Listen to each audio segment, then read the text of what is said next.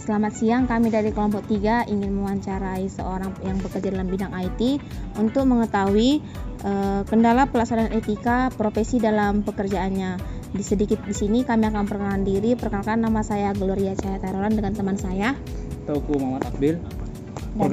Perkenalkan, nama saya Rahmat Julian Dana. Tanpa basa-basi, mari kita langsung menuju ke interview kita ini. Selamat siang. Di sini saya berbicara dengan siapa ya, Pak? Dengan saya Mati Salawa. Kalau boleh tahu, Bapak bekerja di perusahaan mana? Saya dari PT Pelengakan Plus.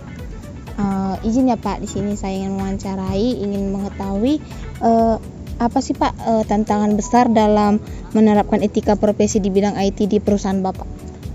Mungkin tantangan terbesarnya untuk saat ini ya dalam menerapkan etika profesi ya, itu di bidang IT-nya adalah menjaga keseimbangan antara kepentingan bisnis dan prinsip moral. Kenapa bisa seperti itu? Dikarenakan contohnya itu seringkali profesional IT itu diharapkan pada situasi di mana mereka harus memiliki antara menyelesaikan proyek dengan cepat atau mematuhi standar etika gitu. Berarti etika itu perlu ya Pak dalam perusahaan Bapak? Ya, perlu Kak, karena etika itu yang paling diutamakan Kak, karena untuk apa juga kita kerja keras kalau contoh etika kita dan profesionalisme kita di dalam pekerjaan kita itu tidak kita lakukan, itu sama aja juga sia-sia Kak. Jadi kita juga harus mempunyai etika lah dimanapun kita berada juga gitu. Oke, kalau dari segi pelanggaran nih Bang, pelanggaran etika yang paling umum biasa dilakukan di pekerjaan Abang itu biasanya pelanggaran seperti apa tuh Bang? Untuk pelanggaran ya, itu kalau untuk pelanggaran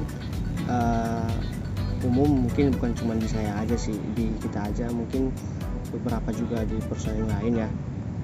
Mungkin profesionalisme kita nanti itu, tapi jarang sih, tapi itu masalah-masalah umum sebenarnya.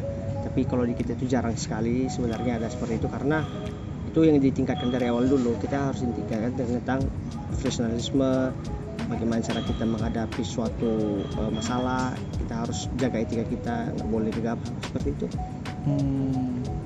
Berarti itu yang paling umum tuh ya Bang? Iya. Mengapa pelatihan etika itu penting Bang? Mengapa pelatihan etika itu penting? Ya seperti yang kita tahu ya, budaya etika itu yang paling diutamakan di perusahaan-perusahaan manapun. Soalnya bagaimanapun kita di Indonesia ini tidak kekurangan yang namanya orang pintar, tetapi yang orang beretika itu yang selalu dipertimbangkan sama perusahaan. Orang pintar itu belum tentu punya etika, tapi kalau contoh kita udah punya etika, berarti kita udah siap dong jadi seorang profesionalisme gitu. Jadi sebenarnya kita ini sudah punya SDM yang banyak. Kita udah banyak kuantitasnya, cuman itu kualitasnya aja saja yang belum, ya kan Bang? Iya betul. Jadi kembali kita tadi kan, untuk SDM kita udah banyak, orang pintar juga di negeri kita ini udah banyak. Cuman untuk seorang yang profesionalisme di mana saja dia berada itu masih, kita bilang masih kurang lah gitu. Itu yang masih kurang di negeri kita ini. Bahkan walaupun sudah ada SDM yang bagus, salah satu orang seperti itu, ada aja yang perusahaan yang belum terima orang seperti itu.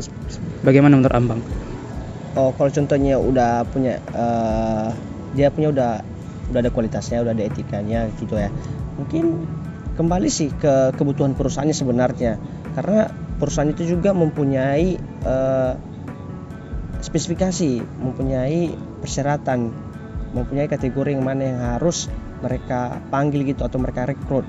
Jadi nggak sembarangan lah, apalagi kalau contohnya perusahaan-perusahaan besar itu butuh yang namanya SDM yang berkualitas. Jadi mereka kan nggak mungkin juga mempekerjakan yang namanya cuman asal kerja, tapi kerjanya nggak serius gitu. Jadi itulah yang diutamakan tadi, kualitasnya juga sama etikanya gitu. Baik Pak.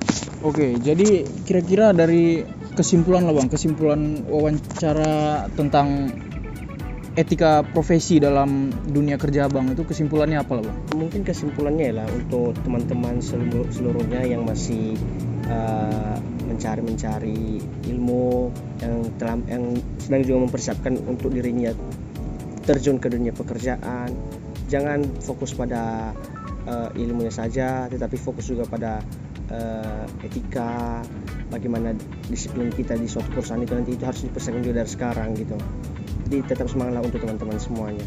Oke, berarti bisa dibilang kata-kata untuk hari ini itu Indonesia tidak kekurangan orang pintar, tapi Indonesia kekurangan orang yang beretika gitu, kurang Betul. profesional dalam pekerjaannya ya Bang. Betul. Tapi dalam segi skillnya mungkin sudah Mantap. lah ya. Oke, terima kasih untuk Bang Matius meluangkan waktunya wawancara ini. Jadi segitu aja mungkin video wawancara dari kami. Terima kasih, selamat siang. Ya. Oke. Oke. Udah.